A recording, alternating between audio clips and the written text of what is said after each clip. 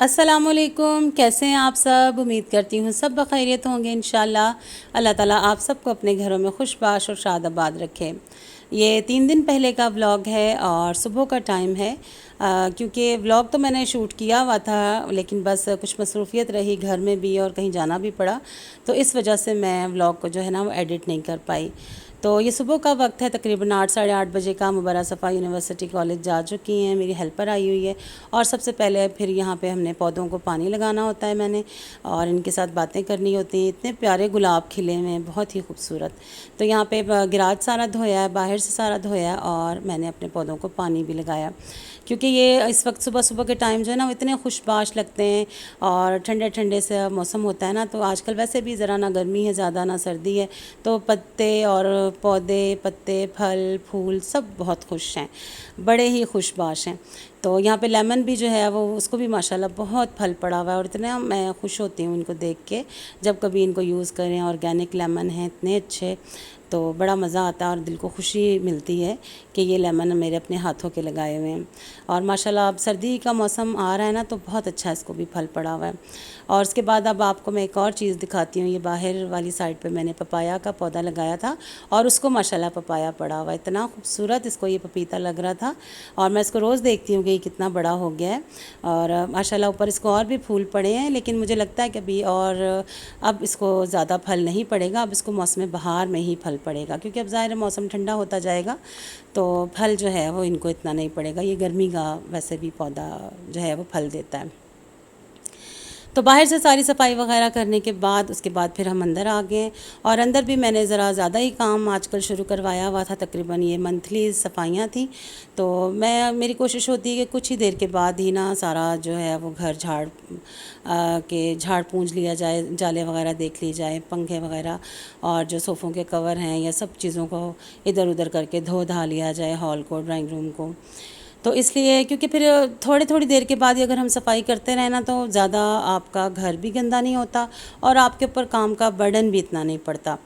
तो अब मैंने सारे जो सोफ़ों के कवर हैं वो भी उतारे हुए थे, और साथ मैंने मशीन लगाई हुई थी। तो अब मैं पहले मशीन ऑन करने जा रही हूँ, क्योंकि लाइट चली गई थी और अब लाइट आई है। तो पहले मैंने कहा मैं मशीन ऑन कर रहा हूँ, और उसके बाद फिर मैं दूसरा काम करूँगी। तो देखिए यहाँ पे सारे जो सोफ़ों के कवर हैं ये भी धुल चुके हैं, और मशीन में मैंने कुशन डाले हुए थे। ये कुशन भी आजकल आपको पता है पॉलिएस्टर के होते हैं, तो इनकी भी बड़ी सहूलत है, आराम से मशीन में डालें और ये धुल जाते हैं। क्योंकि पहले कॉटन वगैरह होती थी, तो उसके जो है वो पानी से बैठ जाता था, वो सही नहीं रहता था। लेकिन आज के लिए पॉलिएस्टर है, तो ये बड़ा इसकी सहूलत है। इसको जिस तरह चाहें आप मर्ज़ी वॉश करें। तो इनको वॉश करके मैं फिर धूप लगवा लूँगी, और उसके बाद फिर मेरा ये भी काम ख़त्म हो जाएगा। क्योंकि ज़्यादातर फिर इधर बैठना होता है, तो ये भी साफ़ रहें तो ये अच्छे रहते हैं। तो उसके बाद ज़ोहर का टाइम हो गया था। फिर मैंने कहा मैं पहले नमाज़ अदा करके और फिर उसके बाद जो है वो खाने की तरफ होंगी कि आज क्या बनाऊं। तो आज मैंने सोचा हुआ था कि आज मैं बनाऊंगी एग पोटैटो करी, आलू और अंडे का सालन। मेरे बच्चों को और मुझे बहुत पसंद है, मेरे हस्बैंड को भी बहुत पसंद है। तो जिस दिन हम कद्दू, टिंडे, शलजम या चिकन मटन से थोड़े से फेडअप हो जाते हैं, तो उस दिन फिर मेरी कोशिश होती है कि कुछ इस तरह का ज़रा चेंज सालन बना लिया जाए। तो वो जो बच्चे भी खुश होकर खा लेते हैं, और मेरे हस्बैंड भी। तो इसके लिए सबसे पहले मैंने अंडे धो धा के रखे हुए हैं, इनको मैं बॉईल करूँगी। और आलू मैंने छील लिए हैं, और आलूओं में मैंने थोड़ा सा नमक डाल के भिगो के रख दिया है।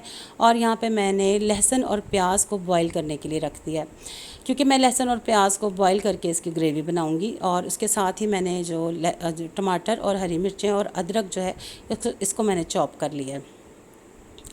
क्योंकि लहसुन और प्याज को जब मैं अच्छी तरह से बॉईल कर लूँगी ना, तो फिर इसको उसके बाद मैं इसको चम्मच से ही मैश कर लूँगी, डोई से ही। क्योंकि मेरे बच्चों को जो कच्चा अगर प्याज में पीस के बनाऊँ, तो उसका टेस्ट मुझे या मेरे हस्बैंड और मेरे बच्चों को नहीं है पसंद। तो मेरी कोशिश होती है कि फिर मैं वही उसी तरह से बनाऊँ जो मेरे बच्चे खुश होकर खाएँ। और वैसे भी जब इसको हम इस तरह बॉईल कर लेते हैं, तो एक तो इन दोनों चीज़ों का कच्चापन ख़त्म हो जाता है, और ग्रेवी बहुत अच्छी और स्मूथ ग्रेवी बनती है। कभी आप भी इसी तरह ट्राई कीजिएगा, इससे बहुत ही अच्छा जो है वो सालन बनता है, और ग्रेवी इसकी बहुत अच्छी बनती है। तो जब भी कोई ग्रेवी वाला सालन बनाने लगें, तो लहसुन और प्याज को अगर आप बॉईल कर लें, तो आपका सालन बहुत अच्छा बनेगा। उसके बाद जब ये बॉईल हो गया और इसको मैंने ज़रा मैश कर लिया, तो अब मैं इसके अंदर ऑयल डाल दूँगी। और ऑयल डालने के बाद अब मैंने इसको इतना भूनना है कि प्याज का जो कलर है वो चेंज हो जाए। क्योंकि अब आपको पता है कि जो हमारे एशियन खाने होते हैं इनमें भुनाई जो है वो बस सबसे जो मेन फैक्टर है वो भुनाई है। और मैं वैसे भी शुरू से ही जब कभी भी खाना बनाया करती थी तो मेरी यही कोशिश होती थी कि मैं अच्छा टाइम लेके और बड़े सुकून से खाना बनाऊं, भून के और अच्छे तरीके के साथ। क्योंकि मुझे जो है ना खाना बनाना मैं समझती थी कि मेरा सबसे अहम काम है और मैं इसको पीछे नहीं डालती, मैं इसको बड़ा जो है ना अपने सारे कामों को पीछे छोड़ के खाना बनाती हूँ। अब मैंने इसके अंदर साथ ही थोड़ा ज़ीरा डाल दिया है और साथ ही जो खड़ा गरम मसाला थोड़ा सा, इसमें दालचीनी और 2-4 लौंग होंगी और एक जो है मैं इसके अंदर बड़ी इलायची डालूँगी। तो उसके बाद इसको भी मैं साथ ही भून लूँगी, क्योंकि ये जब इसके साथ भुनेगा तो इसका ज़रा इनका टेस्ट अच्छे से निकल के आएगा। देखिए अब यहाँ पे अच्छी तरह भुन गया है और प्याज का कलर भी चेंज हो गया। अब मैं इसके अंदर जो मैंने टमाटर वगैरह चॉप करके रखे थे वो मैं डाल दूँगी। अब इसको टमाटरों को आप अच्छी तरह, जो आपने इसमें टमाटर, हरी मिर्चें और अदरक डालें, इनको आपने अच्छी तरह भूनना है, क्योंकि अदरक का कच्चापन जो है वो यहीं ख़त्म होगा। अगर आप यहाँ पे अदरक को भी अच्छी तरह नहीं भूनेंगे और हरी मिर्चों को, तो फिर इनकी एक महक जो है वो रह जाएगी। इसलिए इनको अच्छी तरह भूनना है, इतना भूनना है कि ऑयल जो है वो सेपरेट हो जाए। इसके भूनने के साथ ही मैंने इसके अंदर जो ड्राई मसाले हैं वो मैंने डाल देने हैं। ड्राई मसाले आपने नमक और मिर्च अपनी मर्ज़ी से ले लेना है और 1 चम्मच ज़ीरा, 2 चम्मच आपने सूखा धनिया और 1 चम्मच आपने हल्दी डालकर और इसको अच्छी तरह आपने भून लेना है। यहाँ पर एक चिकन क्यूब भी मैं इसके अंदर डालूंगी, लेकिन वो अभी नहीं डालूंगी, जब मैं आलू भूनूंगी तब मैं उसके अंदर चिकन क्यूब डालूंगी। तो इसके बाद अब आपने इसको यहाँ पे अच्छी तरह भूनना है। यहाँ पर अगर आपके पास पेपरिका पाउडर हो तो वो आपने इसके अंदर थोड़ा सा डाल लेना है, क्योंकि जो ये पेपरिका पाउडर होता है ये मैं इसके अंदर थोड़ा सा ऐड करने लगी हूँ। ये जो पेपरिका पाउडर होता है इससे जो इसकी मिर्च में कोई फ़र्क नहीं आता, यानी कि कोई सालन तेज़ नहीं होता, इससे बस जो सालन का कलर है ना वो बहुत अच्छा आ जाता है। तो ये आप इसके अंदर आधी चमची डाल लेंगे तो आपका सालन इससे जो है ना खुश शक्ल और बहुत अच्छा हो जाएगा। अब यहाँ पर मैं आलूओं को भी ड्रेन कर लूँगी, क्योंकि अब आलू मसाला भुन गया और आलू डालने की बारी आ गई है। अब मैं इसके अंदर आलू डाल दूंगी और आलूओं को बल्कि आलू डालने से पहले मैं इसके अंदर ये दही डालूंगी। दही तकरीबन आपने आधी प्याली ले लेनी है और आधी प्याली आपने इसमें दही डाल देना है, क्योंकि दही जो है ना मेन इंग्रेडिएंट है इस ग्रेवी का, क्योंकि दही से इसका मसाला बहुत भुनभुना सा बनेगा, अच्छा बनेगा और बहुत अच्छा टेस्ट आएगा।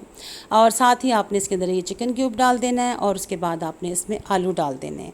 आलू डाल के आपने इसको अच्छी तरह भून लेना है, और क्योंकि वह मसाला आपका पहले ही अच्छे से भुना हुआ है तो अब आपने आलू डाल के भून के और अपनी मर्ज़ी से, अगर आपको जितना भी आपने इसको थिक रखना है या ज़रा आपने कम थिक रखना है, जितना भी आपने डालना है अपनी मर्ज़ी से पानी डाल लें। मैं वैसे भी इसको रोटियों के साथ बना रही हूँ तो इसलिए मैं थोड़ा कम ही पानी डालूँगी। और क्योंकि आलू जो होते हैं वो पड़े हुए भी, आपको पता है कि आलू वाला जो सालन होता है वो गाढ़ा हो जाता है कुछ देर के बाद, आलू हो या दाल हो।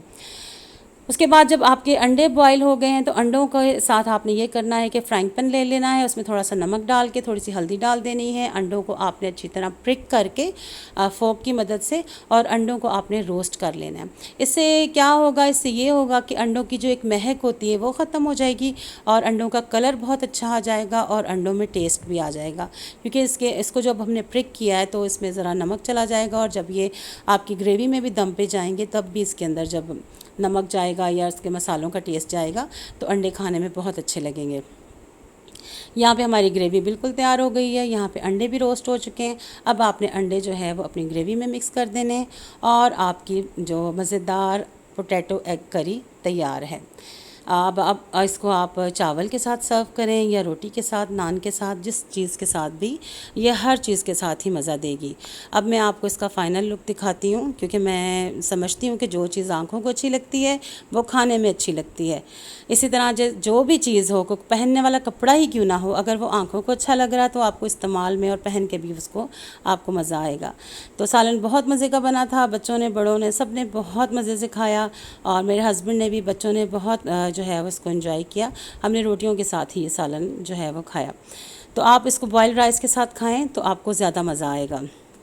उसके बाद फिर आगे चलते हैं। तो ये देखिए, अब आपने कहना है कि ये सालन के साथ ही हम बाज़ार आ गए हैं। तो ये जनाब मैं बाज़ार आई हुई थी, तकरीबन ये भी आज से 2 दिन पहले का ही शूट था। तो बाज़ार में आपसे मैंने पहले भी शेयर किया था कि मेरी नंद के छोटे बेटे, मेरी जो छोटी नंद है उसके बेटे की शादी है। तो आजकल हमारा सारे बहन भाइयों का जो है ना वो टॉपिक यही होता है कि शॉपिंग, बाज़ार, कपड़े और कैसे सब कुछ, यही बस आजकल होता है। तो यहाँ पे फिर वो मैं अपनी दोनों नंदों के साथ बाज़ार आई थी, क्योंकि कुछ दुल्हन के कपड़े रह गए थे लेने वाले और कुछ उसने अपने लेने थे, तो इसलिए फिर हम लोग बाज़ार आ गए थे। तो यहाँ पर ये जो है ये सियालकोट का मेन बाज़ार है, इसको बूढ़ी बाज़ार भी कहते हैं और तहसील बाज़ार भी कहते हैं, और बड़ा अच्छा और बाज़ार है। हर तरह की आप यहाँ पर ना आपको हर तरह की चीज़ मिल जाती है, हर किस्म की वैरायटी है यहाँ पे। तो इसके बाद यहाँ पे हम जो है वो उसकी दुल्हन के लिए वलीमे का उसका ड्रेस पसंद करने के लिए आए हैं।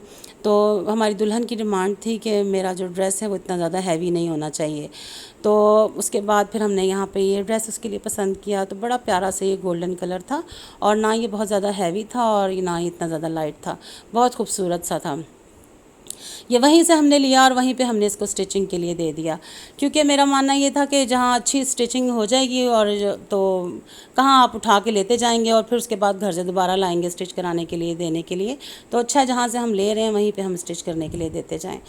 तो उसके बाद ये मैंने कुछ थोड़े से और क्लिप लिए, क्योंकि बाज़ार में रश बहुत ज़्यादा था, शादी का सीज़न चल रहा है, तो कुछ वहाँ पे ना मुझसे वीडियो बनाना मुश्किल हो रहा था। तो यहाँ पे ना ये प्लच्छी के सूट बहुत खूबसूरत आए हुए थे। मैंने कहा मैं आपसे शेयर करती हूँ कुछ वैरायटी। साथ में ये विस्कॉस आई हुई थी, प्रिंटेड भी और एम्ब्रॉयडर्ड भी। विस्कॉस तो मुझे बहुत ही पसंद आई ना, बड़ा अच्छा सा नॉर्मल सा कपड़ा था अक्टूबर नवंबर के लिए। उसके बाद फिर आपको पता है कि ज़्यादा गर्म आ जाएंगे, पीच वेलवेट आ जाएगी या दूसरी वेलवेट आ जाएगी, तो अब जो है ना वो नॉर्मल मौसम के लिए बड़ा अच्छा था ये।